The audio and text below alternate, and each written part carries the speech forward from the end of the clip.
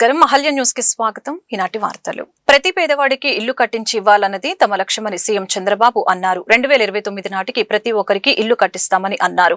తిరుపతిలోని 10,659 ఇల్లు నిర్మించి అందించామని అన్నారు.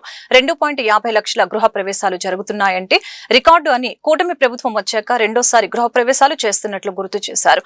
రాష్ట్రంలో ఇప్పటి వరకు 5.50 లక్షల ఇల్లు నిర్మించి ఇస్తామని అన్నారు. ప్రతి ఒక్కరికి సొంతిల్లు ఉండాలనే లక్ష్యంతో పనిచేస్తున్న ప్రజా ప్రభుత్వం మరొకసారి సామూహిక గృహ ప్రవేశాల ద్వారా పేదలకు ఇళ్ల పంపిణీ చేపట్టింది. రెండో విడత ఇళ్ల పంపిణీలో భాగంగా రాష్ట్ర వ్యాప్తంగా ఏకకాలంలో 2.5 లక్షల గృహ ప్రవేశాలను ఘనంగా నిర్వహించింది. తిరుపతి జిల్లా సోళ్లూరుపేట నియోజకవర్గంలో సోమవారం జరిగిన సామూహిక గృహ ప్రవేశ కార్యక్రమంలో ముఖ్యమంత్రి చంద్రబాబు పాల్గొని లబ్ధిదారులతో గృహ ప్రవేశాలు చేయించారు. కారు వరకు ట్రాక్టర్ వరకు ఒక్క పైసా ఖర్చు లేకుండా కరెంటు ఉత్పత్తి చేసే సౌకర్యం మేము ఏర్పాటు చేస్తామని చెప్పి నేను మీకు తెలియజేస్తున్నా. దీనికి కూడా మీరు ముందుకు రావాలి. నాకు ఎన్నో ఆలోచనలు ఉన్నాయి. వినూత్నమైన ఆలోచనలకి శ్రీకారం చుట్టాం. దాన్ని ఉపయోగించుకోవాలంటే మీరు ముందుకు రావాలి. నేను ఆ రోజు ఫైబర్ నెట్ తీసుకొచ్చాను. ప్రతి ఒక్కరి ఇంటికి కనెక్ట్ చేశాను. తద్వారా మీరు చూస్తే ఈ ఫైబర్ నెట్ ద్వారా మీరు ఎక్కడికి మాట్లాడాలన్నా వైఫై వచ్చేది. దానికి కూడా నాశనం చేశారు. మళ్ళీ కేంద్రంతో మాట్లాడి డబ్బులు శాంక్షన్ చేయించాం. తొందరలోనే ఇది కూడా పూర్తవుతుంది. వ్యక్తిగతంగా 7 వస్తువులు దృష్టిలో పెట్టుకున్నాను. ఇవి కాకుండా గ్రామానికి సంబంధించి మీరు చూస్తే వీధి దీపాలు, సీసీ రోడ్లు, డ్రైనేజ్, ఇంటి దగ్గర నుంచి చెత్త కలెక్ట్ చేయడం. ఇటీవల మీరు చూస్తున్నారు స్వచ్ఛ రథం మీ గ్రామానికి వస్తూ ఉంది. మీరు వాడిన వస్తువులు సెగ్రిగేట్ చేసుకోగలిగితే అక్కడి నుంచి సర్కులర్ ఎకానమీ పంపించి మీకు అక్కడికక్కడే వస్తువులు ఇచ్చే పరిస్థితికి వచ్చారు, నిత్యావసర వస్తువులు. ఈరోజు ఇలాంటి కార్యక్రమానికి మీరందరూ కూడా పూర్తిగా సహకరించాలి. ఈ 21 నెలల్లో మీరందరూ ఒకటే గుర్తుపెట్టుకోవాలి. ఎప్పుడూ లేనటువంటి కార్యక్రమాలు ఇచ్చాం. సూపర్ 6 సూపర్ హిట్ చేశాం. ఈరోజు మీ అందరూ గుర్తుపెట్టుకోవాల్సింది 63 లక్షల మందికి మొదటి తారీఖున జీతాలు ఇవ్వకపోయినా మా పేదవాడికి మాత్రం మీ తలుపు తట్టి మీకు డబ్బులు ఇస్తున్నామంటే అది ఈ ప్రభుత్వం యొక్క కమిట్మెంట్. 4,000, 6,000, 10,000, 15,000 ఇచ్చే ఏకైక ప్రభుత్వం మీరు తమిళనాడు పక్కనున్నారు. బార్డర్లో తమిళనాడు ఉంది. తమిళనాడులో ఇస్తున్నారా అని మిమ్మల్ని అడుగుతున్నా. అది ప్రభుత్వం పేదవాళ్ళ పట్లుండి కమిట్మెంట్ అని చెప్పి కూడా నేను మీకు తెలియజేస్తున్నా. తల్లికి వందనం. ఇప్పుడే అడిగాను, ఒక ముస్లిం మహిళ 3 పిల్లలుంటే 3 పిల్లలకి. ఆంధ్రప్రదేశ్ రాష్ట్రంలో మావోయిస్టు పార్టీకి భారీ షాక్ తగిలింది. దశాబ్దాలుగా అడవిని నమ్ముకొని కీలక కార్యకలాపాల్లో పాల్గొంటున్న అగ్రనేత చెల్లూరి నారాయణరావు అలియాస్ సురేష్ పోలీసుల ముందు లొంగిపోయారు. కేంద్ర కమిటీ సభ్యుడిగా ఆంధ్ర ఒడిశా సరిహద్దు కార్యదర్శిగా బాధ్యతలు నిర్వహిస్తున్న సురేష్ తో పాటు మరొక 7 దళ సభ్యులు డీజీపీ హరీష్ కుమార్ గుప్తా సమక్షంలో జనజీవన స్రవంతిలో కలిశారు. కేంద్ర కమిటీ సభ్యుడిగా ఆంధ్ర ఒడిశా సరిహద్దు కార్యదర్శిగా బాధ్యతలు నిర్వహిస్తున్న సురేష్ తో పాటు మరొక 7 దళ సభ్యులు నేడు విజయవాడలో డీజీపీ హరీష్ కుమార్ గుప్తా సమక్షంలో జనజీవన స్రవంతిలో కలిశారు. సుమారు 30 ఏళ్లుగా మావోయిస్టు ఉద్యమంలో ఉన్న నారాయణరావుపై ప్రభుత్వం భారీగా 25 లక్షల రూపాయల రివార్డు ప్రకటించింది. ఆయనతో పాటు లొంగిపోయిన కర్దం లక్ష్మి, పొడియం రాజే వంటి కీలక నేతలపై కూడా లక్షలాది రూపాయల రివార్డు ఉన్నాయి. ఈ సందర్భంగా డీజీపీ మాట్లాడుతూ గత ఏడాది కాలంలో ఏపీ పోలీసులు మావోయిస్టు వ్యతిరేక పోరాటంలో విశేష విజయాలు సాధించారని తెలియజేశారు. సీసీఎం సభ్యులతో సహా 18 మంది మృతి చెందగా సుమారు 50 మందిని అరెస్టు చేసినట్లు వెల్లడించారు. లొంగిపోయిన మావోయిస్టులకు ప్రభుత్వం తరపున రివార్డు సొమ్ముతో పాటు తక్షణ సహాయంగా ఒక్కొక్కరికి 20,000 రూపాయలు అందజేస్తామని చెప్పారు. హింసా మార్గాన్ని వీడి అందరూ జనజీవన స్రవంతిలోకి రావాలని ఈ సందర్భంగా పోలీసులు విజ్ఞప్తి చేస్తున్నారు. ఈ క్రమంలో చాలా మంది కృషి చేశారు, సొసైటీ చేశారు, గవర్నమెంట్ డైరెక్షన్స్ ఉన్నాయి. ముఖ్యంగా మన ఎస్ఐబి ఇంటెలిజెన్స్ చాలా మంచి పని చేసి ఈ మన స్పెషల్ ఫోర్సెస్, గ్రే హౌండ్స్ కానీ స్పెషల్ పార్టీస్ కానీ అందరు పనిచేసి ఈ ఒక ఎండ్కి తీసుకొచ్చాము. ఇప్పుడు మన ముందు మన కాల్ ఇచ్చాము, మీరందరు రండి, మెయిన్ స్ట్రీమ్కి వచ్చి మీరు సొసైటీలో ఒక భాగం అయి మంచి డెవలప్మెంట్లో మీరు పని చేయొచ్చు. సో ఆ కాల్ మేరకు ఇప్పుడు ఉన్న ఈ 9 మెంబర్స్ లెఫ్ట్ వింగ్ ఎక్స్ట్రీమిజంలో చాలా కాలం నుంచి పనిచేసి ఈరోజు బయటికి వచ్చారు.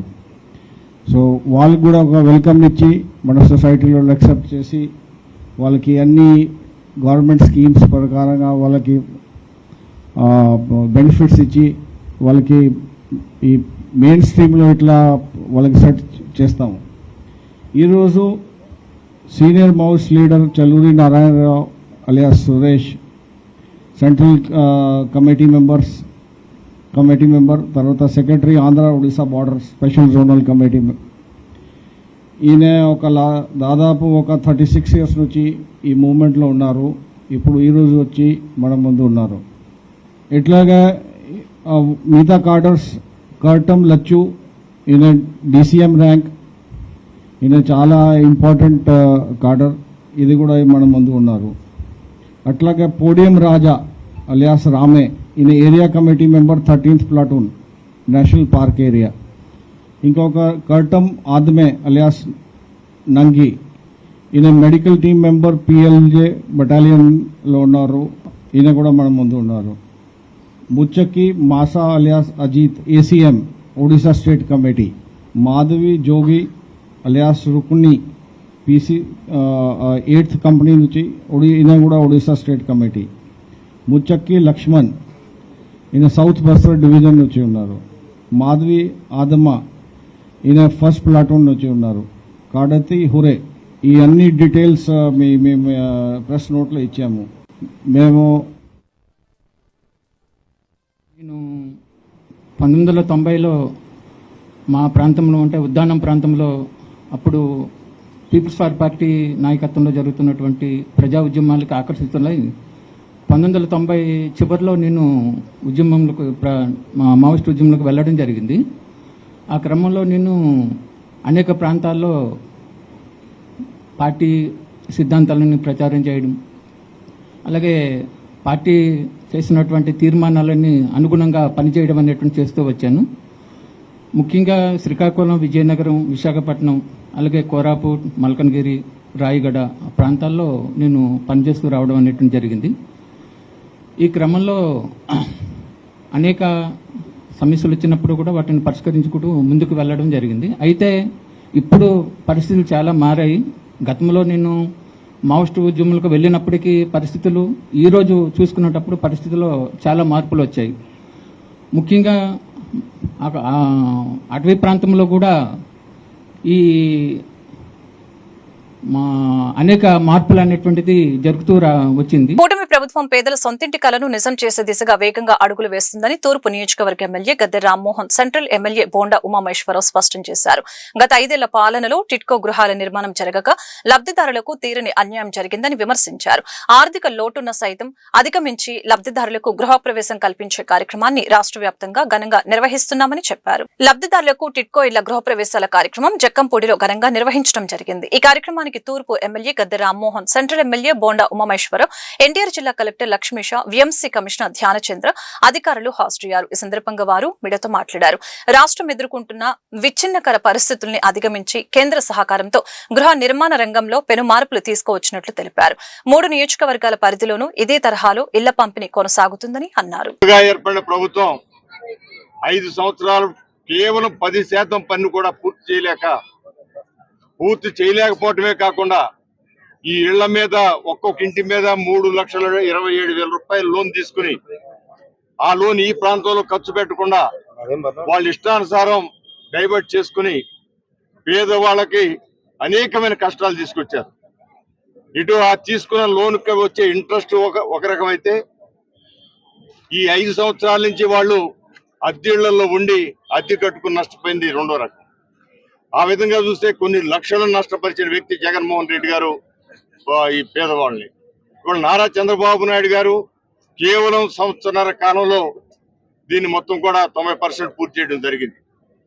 ఈ 1.5 సంవత్సరాల కాలంలో మరలా విధ్వంసమైన ఈ రాష్ట్రాన్ని గాడిలో పెట్టగానే మొట్టమొదటి చేపట్టిన కార్యక్రమం అడుక్కో వారి సహకారంతో ఈ ఇళ్లని పునర్నిర్మాణం మిగతా పనులు ఏవైతే ఉన్నాయో అన్ని పూర్తి చేయడం జరుగుతూ ఉంది. పూర్తి చేసినవి చేసినట్టు గృహప్రవేశాలు చేయాలని చెప్పి ఆయన ఆలోచన చేసి ఈ రోజున మా నియోజకవర్గం తూర్పు నియోజకవర్గాల్లో 550 ఇళ్లకి 550 మంది లబ్ధిదారులకు ఇళ్లు పూర్తి చేసి ఇవ్వటం జరిగింది ఈ రోజున. అదేవిధంగా అన్ని 3 నియోజకవర్గాల్లో కూడా ఆ విధంగా ఇవ్వడం జరిగింది.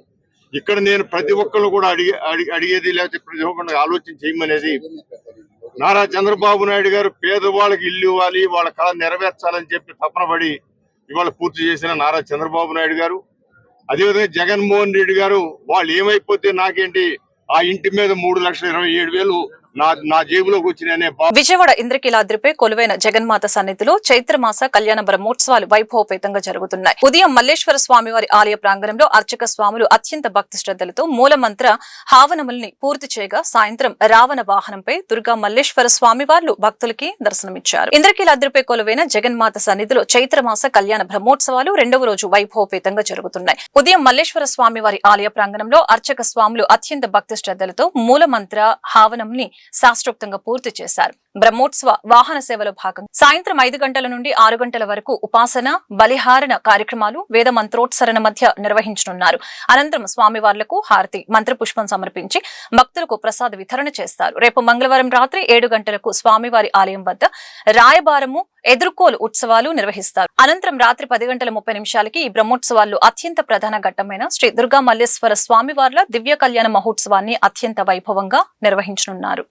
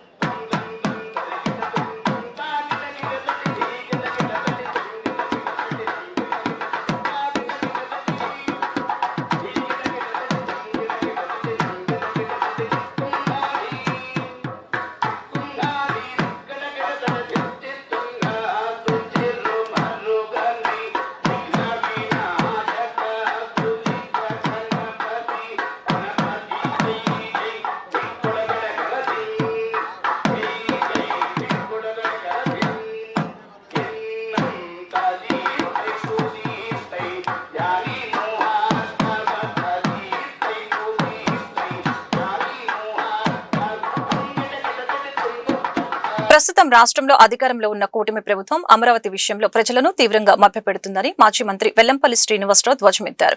కౌన్సిల్ ని పక్కన పెట్టి అసెంబ్లీలో తీర్మానాలు చేయడం వెనక ఉన్నది అవినీతి బయటపడుతుందని భయమేనని స్పష్టం చేశారు. బ్రాహ్మణ వీధిలో గల తన కార్యాలయంలో ఏర్పాటు చేసిన విలేకరుల సమావేశంలో మాజీ మంత్రి వెల్లంపల్లి శ్రీనివాసరావు మీడియాతో మాట్లాడారు.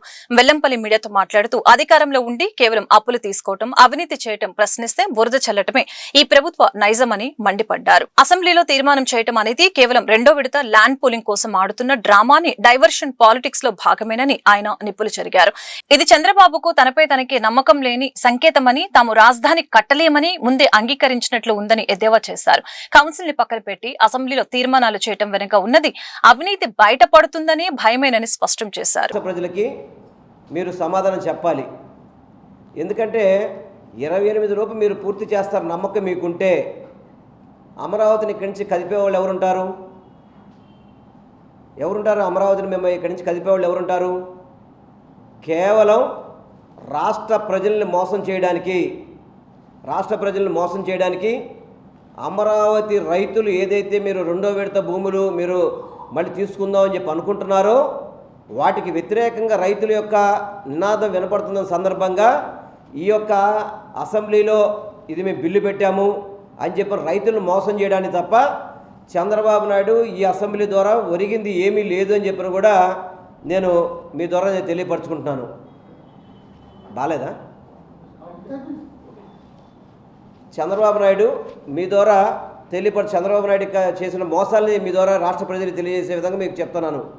ఎందుకంటే అమరావతి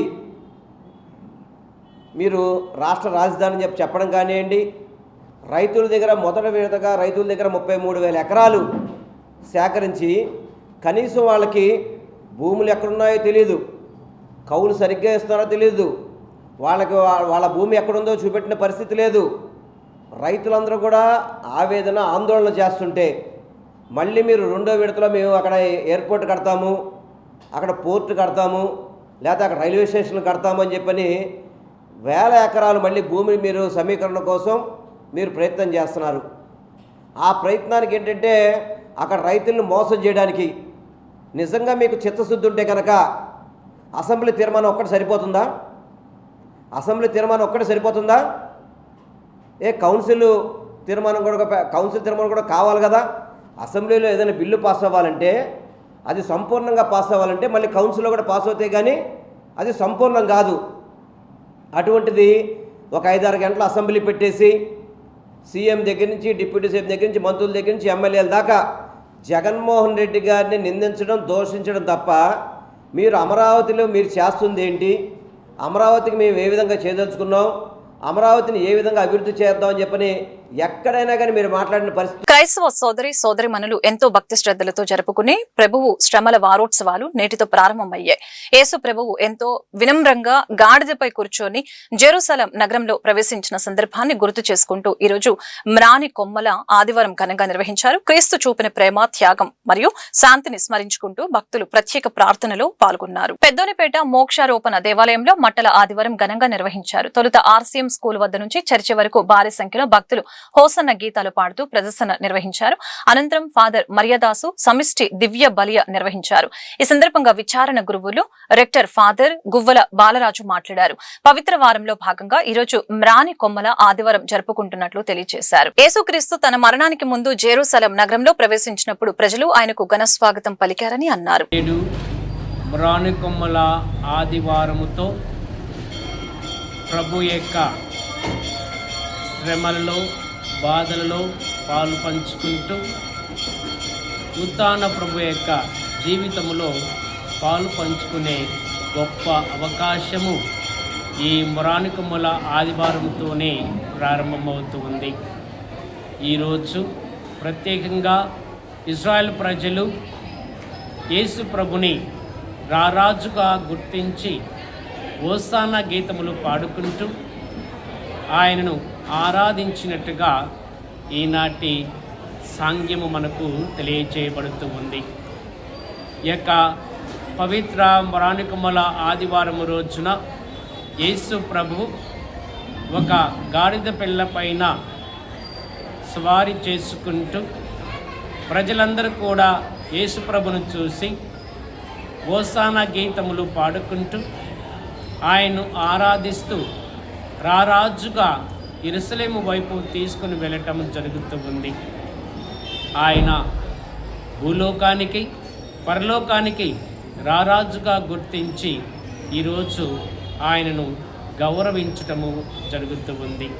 ఈ యొక్క మ్రాని కొమ్మల ఆదివారం రోజున ప్రారంభమవుతున్న ఈ యొక్క పవిత్ర వారము వివిధ పవిత్ర సాంగ్యములతో వివిధ సందర్భాలలో, మరి ముఖ్యంగా పవిత్ర గురువారం రోజున యేసు ప్రభువు తన యొక్క అపోస్తుల యొక్క పాదాలు కడిగి, అదేవిధంగా పవిత్ర శుక్రవారం రోజున తన యొక్క శరీరమును, రక్తమును ఈ భూలోకంలో నివసిస్తున్న ప్రతి ఒక్కరికి కూడా అర్పించి, తన యొక్క ప్రాణాన్ని అర్పించి మనందరి యొక్క పాపముల విమోచన కోసం తన యొక్క జీవితాన్ని అర్పించినట్టు గుర్తుగా శుక్రవార సాంగ్యము జరుగుతూ ఉంది.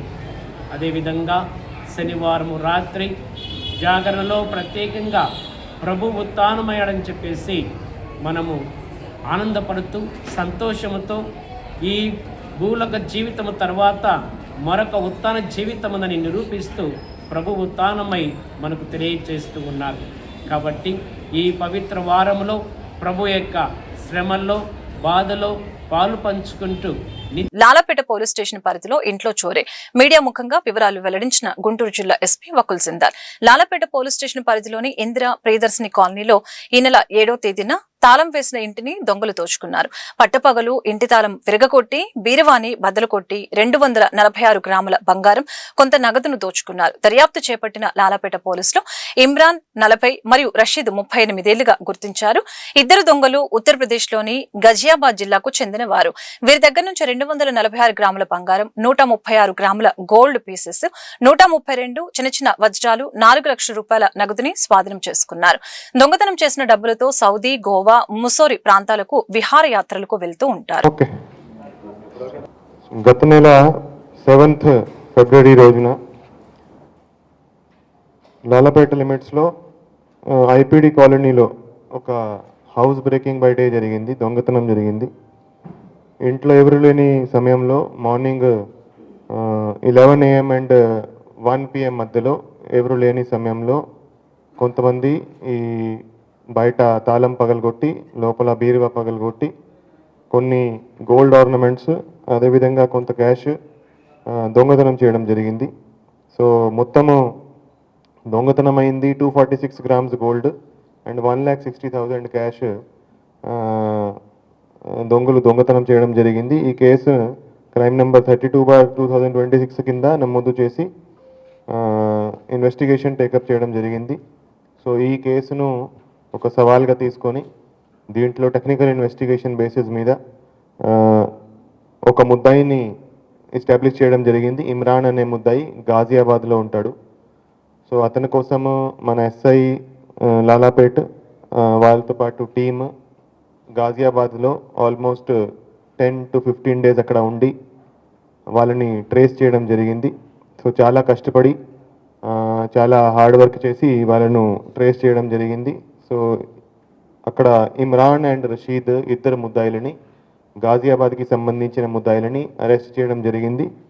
వాళ్ళ దగ్గర నుంచి 133 గ్రామ్స్ గోల్డ్ రికవర్ చేయడం జరిగింది, వర్త్ అబౌట్ 8 lakhs.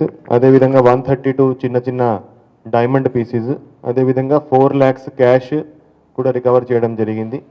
సో ఈ 133 గ్రామ్స్ గోల్డ్ అండ్ డైమండ్స్ అన్నీ కూడా ఈ కేసు సంబంధించిన ప్రాపర్టీ.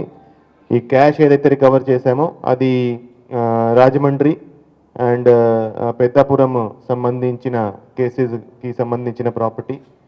ఎవరైతే ఇద్దరు ముద్దాయిలు ఉన్నారో వాళ్ళు గాజియాబాద్కి సంబంధించిన ముద్దాయిలు. వాళ్ళు అక్కడ గాజియాబాద్ చుట్టుపక్కల దొంగతనాలు చేస్తూ ఉంటారు. అదేవిధంగా ఆంధ్రాలో కూడా ఈ యనం, రాజమండ్రి, తుని ఏరియాలో వాళ్ళ మీద కేసులు ఉన్నాయి. వాళ్ళు నార్మల్గా ఈ దొంగతనాలు చేసి జల్సాలు చేయడము, బయట తిరగడము, గోవా, మసూరి అట్లాంటి టూరిస్ట్ ప్లేసెస్లో తిరగడము. అదేవిధంగా వాళ్ళు దొంగతనం చేసేటప్పుడు కూడా వాళ్ళు ఫ్లైట్లో ఇక్కడికి వచ్చి దొంగతనం చేసి మళ్ళీ ఫ్లైట్లోనే తిరిగి వెళ్ళడం అనేది జరుగుతా. కూటమి ప్రభుత్వంపై ప్రజల వ్యతిరేకత ఆరంభమైందని వైఎస్ఆర్సీపీ నగర అధ్యక్షురాలు నూరి ఫాతిమా తెలిపారు. ప్రజా వ్యతిరేకతను కప్పిపుచ్చుకునేందుకే అమరావతికి చట్టబద్ధత అనే కొత్త డ్రామాకు తెరలేపిందని విమర్శించారు. గుంటూరులోని తన కార్యాలయంలో సోమవారం ఆమె మీడియాతో మాట్లాడారు. అమరావతి విషయంలో టీడీపీ సొంత వర్గం అభివృద్ధి చెందడం తప్ప రాష్ట్ర ప్రజలకు ఎలాంటి ప్రయోజనం లేదని అన్నారు. ఏ రీతిలో రాజధానిని అభివృద్ధి చేస్తారో స్పష్టమైన ప్రకటన చేయాలని డిమాండ్ చేశారు. గతంలో గ్రాఫిక్స్ లో రాజధాని ఉండగా ప్రస్తుతం ఏఐలో మాత్రమే ఉందని నూరి ఫాతిమా వ్యాఖ్యానించారు. అమరావతి విషయంలో వైఎస్ జగన్మోహన్ రెడ్డి పారదర్శకంగా వ్యవహరించారని స్పష్టం చేశారు. ఈ రాష్ట్రంలో మళ్ళీ ఒక కొత్తగా మళ్ళీ అసెంబ్లీ పెట్టి చంద్రబాబు నాయుడు గారు వాళ్ళు టీం మొత్తం కలిపి వాళ్ళ గవర్నమెంట్ వచ్చిన తర్వాత అమరావతిని మేము దాన్ని బిల్గా పాస్ చేస్తున్నాము. మళ్ళీ ఇంకొక కొత్త చాప్టర్ ఇది. ఎందుకంటే మీ అందరికీ తెలుసు 2014లో వాళ్ళు వచ్చిన తర్వాత అమరావతిని డెవలప్మెంట్ చేస్తాము, కేంద్రం దగ్గర నుంచి మేము స్పెషల్ స్టేటస్ తెచ్చుకుంటాము, దాని తర్వాత ఏమో మీరు చూసుకుంటే రాజధానిగా ఉమ్మడి రాజధానిగా 10 సంవత్సరాల పాటు హైదరాబాద్ ఉండాలి అని చెప్పి మొత్తం కేంద్రం చెప్పిన తర్వాత కూడా మీరు డెవలప్ అవ్వడానికి చేయడానికి కొంచెం సమయం పడుతుంది, అప్పుడు దాకా మీరు హైదరాబాద్ని ఇచ్చేసుకోండి అని చెప్పిన తర్వాత వాళ్ళు నోటుకి ఓటు కేసులో పట్టుబడి మరి వాళ్ళ రాజధాని అమరావతిని తీసుకొని వచ్చి అలాగే మరి స్పెషల్ స్టేటస్ కావాల్సిన ఆంధ్రప్రదేశ్నేమో దాన్ని కూడా వాళ్ళు కేంద్రాన్ని చేతిలో పెట్టేసి, అప్పుడు కూడా కేంద్రంలో ఉంది బీజేపీయే. మరి ఇవన్నీ జరుగుతుంటే అప్పుడు ఇప్పుడు 2014 నుంచి 2019లో మీరు మా ప్రభుత్వంలో ఉండి, మీరు అధికారంలో ఉండి, అప్పుడేమో ఎన్నో డబ్బులు ఖర్చు పెట్టి అమరావతి డెవలప్మెంట్ చేశాము అని చెప్పి 3-4 బిల్డింగ్లు కట్టి ఇంకా కడతామని చెప్పి ప్రజల్ని మొబ్బు పెట్టి అంతా చేసిన తర్వాత ప్రజల్ని మిమ్మల్ని నమ్మక 2019లో జగన్మోహన్ రెడ్డి గారికి అవకాశం ఇచ్చారు. అప్పుడు జగన్మోహన్ రెడ్డి గారు కూడా ఏమనలేదు, అమరావతి రాజధానే, కానీ డెవలప్మెంట్ అనేది సమాంతరంగా స్టేట్ మొత్తం జరగాలి అని చెప్పి 3 రాజధానులు అని చెప్పి చెప్పడం జరిగింది. మరి ఇదే మాట మరి కేంద్రానికి తీసుకెళ్తే సుప్రీంకోర్టు కేంద్రాన్ని అడిగితే కేంద్రం ఏమందంటే ఆంధ్రప్రదేశ్ అంటే ఏ ప్రభుత్వం అంటే ఏ ప్రభుత్వం ఉన్నా వాళ్ళ ఇష్టం, వాళ్ళు ఏది రాజధాని అంటే మేము దానికి ఆమోదిస్తామని చెప్పారు తప్ప వాళ్ళు ఏమీ దీని మీద యాక్షన్ తీసుకోవడం కానీ చేయడం జరగలేదు. అప్పుడు జగన్మోహన్ రెడ్డి గారు చేసిన ప్రతి ఒక్క డెవలప్మెంట్ కూడా ట్రాన్స్పరెన్సీగా మెయింటైన్ చేశారు. ప్రతి ఒక్క రూపాయి కూడా ఎక్కడ ఖర్చు పెట్టాం, ఎంత ఖర్చు పెట్టాం, ఏ విధంగా ఖర్చు పెట్టాం, దేనికోసం ఖర్చు పెట్టాం అని చెప్పి మొత్తం కూడా చెప్పడం జరిగింది. కానీ మళ్ళీ సరే దేవుడు మీకు అవకాశం ఇచ్చారు, మీ అబద్ధపు హామీలతో, మీ అబద్ధపు మాటలతో మళ్ళీ మీరు 3 కలిసి వచ్చి గెలిచారు, వెల్ అండ్ గుడ్. మరి గెలిచిన తర్వాత డెవలప్మెంట్, మేము రాజధానికి డెవలప్మెంట్ చేస్తున్నామని చెప్పి అప్పులు తెస్తున్నారు, దానికోసం నిధులు తెస్తున్నారు. ఇప్పటికైనా కూడా తెచ్చిన నిధుల్ని నీళ్లు తోడటానికి తప్ప, జంగల్ క్లియరెన్స్కి తప్ప దేనికైనా వాడారా? అసలు ఏం కట్టారు? ఇప్పుడు దాకా దాదాపుగా 2 సంవత్సరాలు అవుతుంది మీరు వచ్చి.